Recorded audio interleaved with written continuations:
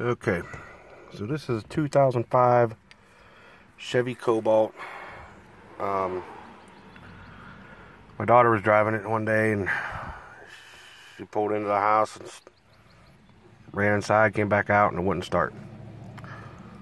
I replaced the starter,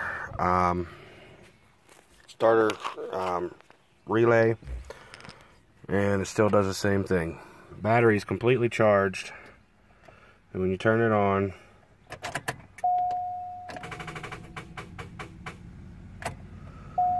that's what it does.